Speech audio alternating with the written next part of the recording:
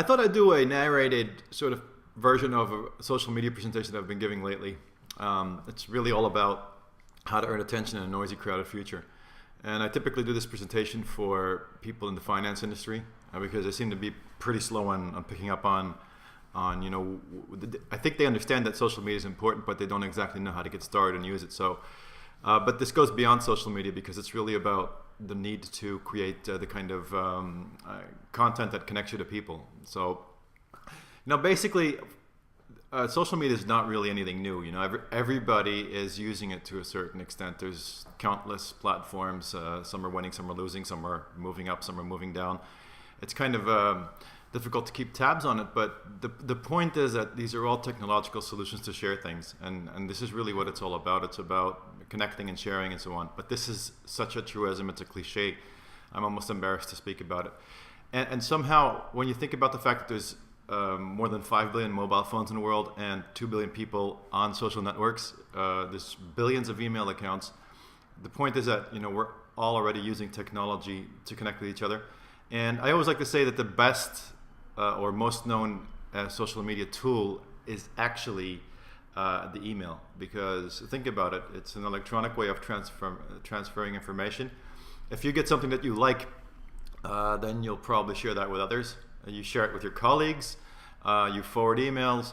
So essentially, believe it or not, we're already on social media, and any good marketer knows that the best place for him to be is in your inbox, and it's really all about whose emails do you always read. So obviously you'll read the emails that you get from your boss, but there's another factor that you have to sort of deconstruct, and which is there are certain emails that you will always open and take time to read, and that is essentially what you want to achieve with your electronic marketing, is that you want to get that status. You want to get in that inbox and have a special place there. And to do that, we've got to sort of think about really how to keep our audience entertained, and it's almost thinking, you almost have to think like Hollywood, like the entertainment industry. You have to, what kind of information and stories can you produce that people really want to consume? And then the next question is sort of like, so, this is pretty obvious, because if you can take your ideas and package them and then send them out to the world so people can resonate with them, the next question is, so why are investment managers not doing this? Well, it's a very conservative industry, but I don't think that's enough of an excuse. There is something that is just not clicking in the finance industry, and that's the mission I am, essentially, to help people understand it better. I think there's a number of excuses, and the first excuse that I always like to think is probably one of the most, or at least this is one of the excuses that I hear the most, is that compliance and regulations would really not allow us to do this. And I think that's hogwash, honestly, because if you think about it, if you're producing stuff that your compliance doesn't want you to send, you're doing something wrong. I mean, you're not really being a good communicator, because it's very simple why compliance wants to follow regulations, because the regulations make sense. I mean, you should not send out information to the world that may be misinterpreted by people, or may lead unqualified investors to make mistakes. You really want to be careful, because you're dealing with people's money. So I think the point is, what it does is, I think it's like a filter that really helps you create good content, because it's all about creating the kind of content that is non-promotional. And because if you start selling your stuff online and say, look at my fund, look at my performance, people will sort of like turn off on you. They will go, oh, this is another, it will feel and it will look like spam. But if you can educate people and make people understand certain things, they'd probably be grateful for that. And you'd help them probably make more documented decisions about what to do with their financial assets. So the other thing is, people say like, no, but I can't really produce anything because it gets stuck on the compliance desk. They have to check it. Well, that's kind of irrelevant, because I always think you should aim to produce the kind of content that can last long, that has a long shelf life. The reason is very simple, because then you can use it longer and you can expose it to a wider audience over more time. So I think, in fact, the Compliance and Regulations Department should become a KPI. It should be the way you measure the kind of content you create should be done through that KPI. So if compliance is happy with it, and you obviously get results from the uptake and the readership, then you're doing just fine. Another excuse is, and this is a hilarious one, is like, yeah, but our clients aren't on social media. Remember what I said about email, right? Do you really think that clients are not on the internet, or investors are not on the internet all day long? Of course they are. I mean, they Google things and they look for things. That's natural behavior for them. So I always find it hilarious when people actually think that their target audience or their clients are not on social media. And this is especially so with asset managers in the institutional space. Definitely someone who has a pension fund offering or is focused on retail absolutely knows that their clients are on the internet. But believe me, everybody's on the computer. They're more on the computer than off the computer. So they're looking for things. And if you're not there, you're invisible. Another excuse is, and this is this is probably a very valid one in a way, and it's like, I can't get the people in my organization to work along with me. I can't get them to collaborate. And this is very common, and I can understand why, because a lot of people are still not very comfortable in front of the camera.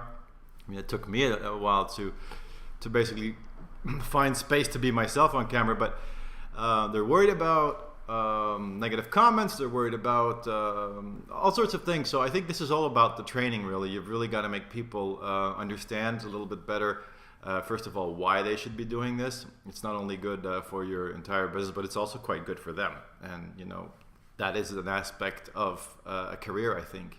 People want to get something in it for them as well. But it's really about training, so you got to make sure that people get a little bit more media friendly. And like in anything in life, if you provide the training, eventually people will know what they're doing.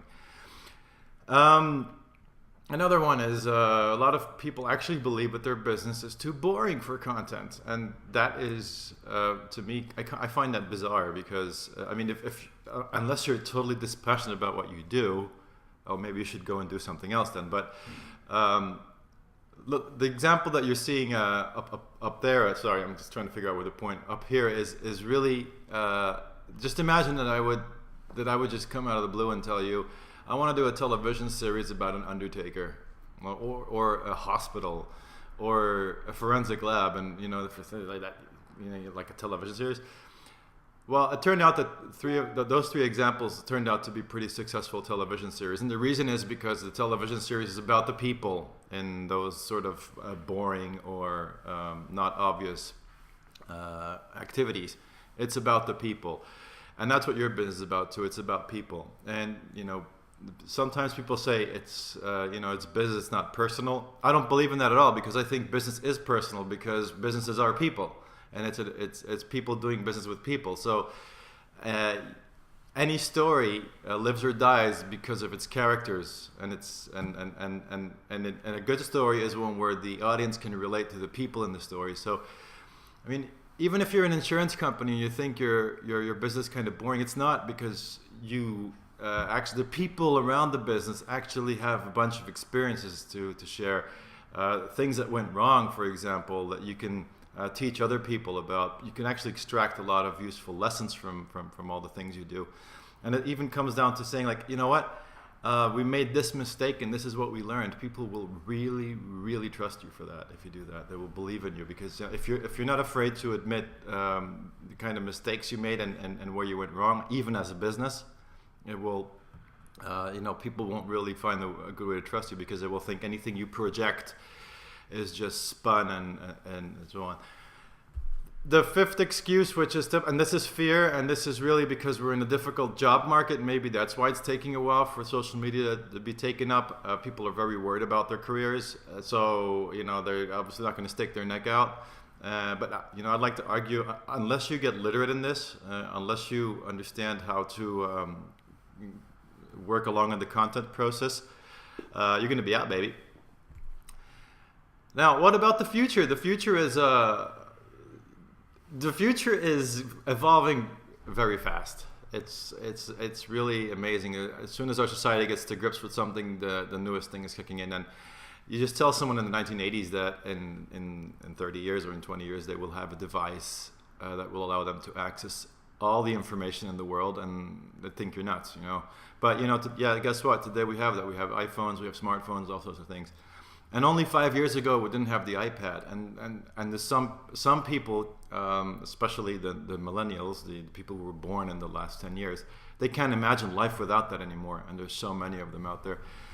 The problem with the future is if you think too far ahead, people will think you are crazy. But you know, businesses really have to figure out what's around the bend 3 to 5 years in the future. There's a few trends to consider. Mobile is big. It used to be a fraction of internet traffic. Now it's rapidly becoming half of it, and it will be the dominating source for. It will be the dominating way that people access the internet. But mobile is just beyond devices. It's also beyond. It also means that a lot of the artifacts we use will have a mobile connection. So you know, elements and tools and the things we use will be online as well. So you've really got to get ready for this. The mobile revolution is going to be very important, but it goes further. Now we use devices. It's very likely that, and this is where I almost start sounding like a totally crazy geek, but in only a few years, I think it's 5 personally, we won't be using physical devices anymore. We'll either wear those Google Glasses that you've heard about, or essentially we'll have, you know, some people may actually go for the contact lens or something. We're going to figure out ways not to use the hardware anymore. And the next step after that is going to be the hologram. That is where you can be with somebody, just like in Star Wars, right? Like the Emperor, he shows up and you'd have a meeting and then, you know, they just log off again. This is, I think, going to happen sooner than later. And then you have big data. That's a big topic too, because you have you have a phone, you have a credit card, you have an online connection. Big data is about mining that activity and figuring out what you're into. I mean, if you use YouTube, YouTube knows what you like to watch and they suggest things, but that's all across the internet. So Amazon is very good at figuring out what your tastes are. But there's companies, and it's a big gold rush. People are really getting into extracting intelligence from people's behavior and predicting what they may want to do next. For investments, this means that it will be very likely that whatever access point you use, or let's say Google or whatever, will sort of know what you're interested in, and they just might suggest investment opportunities for you. So digital natives those are the people who can't imagine living without the internet. They see things very differently than the baby boomers. They're basically they don't care about privacy issues. They share everything. You know, they know that they don't need to know that much because it's all out there, and they have a very short attention span. But they're also strangely, for them it's also much easier to emotionally connect through a technological conduit. To us that may seem, to us meaning again, I'm 45 years old, so in my generation that may seem a bit awkward, but to them it's totally natural. And then you have instant translation technology, which I think is going to be a real transformer, because it's not in its baby steps anymore. It's actually evolving very fast. If you have a smartphone, you know, or you go to Google Translate. But this is going to be seamless, and so it doesn't really matter what language you produce your content in, because it will seamlessly be translated into another language. And this is also only 5 years away. So this means that the world is your oyster in a way. And there are a lot of people in places like Brazil and Turkey, in Indonesia and so on, upcoming countries with large populations that you probably want to start interacting with. All right, let's go into the sort of last part of this presentation. That's like how do you create great content? I think I have a recipe. It's very simple, but it makes sense to me. I want to make sure that my content gains authority, and the way to do that is to make it useful, it's genuine, and make it consumable. And the useful part is it's really all about when you share something or produce something, just make sure it is something that people will either actually learn something from or can use, put it to work. So it also has to be easy to understand. You don't want to make people think too much, but you want to plant the seeds for further thought, maybe. And it's also about essentially resonating with the reality of your audience. This is a very important part. If you don't really understand their day-to-day lives and you don't find ways to add value to that, there's just not going to be any resonance. It's very simple.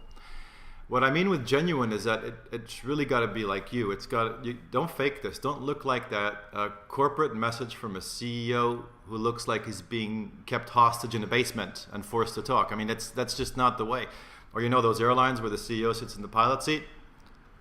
Why would he sit in a pilot seat? He doesn't even know how to fly a plane most of the time. So make it genuine and also feature your people. Make sure that people can see the people in your organization. What the kind of things that they're interested in. And then most importantly also, why are you doing what you do? People want to know that. Because if you can't tell people why you're doing it, they're not really going to be interested in what you do. They just need to sort of, it's that Hollywood thing again. It's the character, sometimes even the underdog that we love so much. We want to know why he's doing what he does. It's very simple. It's got to be consumable. So what does that mean? You tweet something and there's not a link to it, not very useful. Why are you doing it? But I like to keep the blog as the home base for everything I do, because that generates a link, and that link I can share through whatever channel I choose. I can share it through Facebook or Google Plus or LinkedIn or whatever, but at least it all comes back to a home base. And in that home base, I can sort of control the experience. I can, whether it's a video or a podcast or whatever, but to make it consumable means that you make it easy to use. You make it easy to share, and it also thinks about attention span and obviously the format. I'm increasingly into podcasting. The reason is because I think people can use it more easily than actually having to sit and watch a video. And if you're still watching, thank you. But a podcast is quite interesting because you can listen to that while you're commuting to work, or you're cleaning out your kitchen or whatever, while you're doing some admin work on the computer. And then essentially, what is authority then? That if you put all those elements together, then, you get a mind share, you get some trust, there's loyalty also. I mean, if you produce the kind of information that people will want to be using on an ongoing basis, that sort of you earn their attention. And earning their attention is like, you want your emails to be considered like those who will absolutely be read. Almost like those that they get from their boss or from their clients, And then obviously, if you, people will root for you, and they will be advocates for what you do when you've reached that level of authority. And so the big challenge here is we've got to get the whole organization to understand this. And it takes some training. People in my generation, I remember when we had to learn how to use Excel and Word and Outlook and all those kind of things. It was like you had to set away some time to learn how to use these tools. There was a moment that you'd say, like, listen, I really need help because I can't keep up.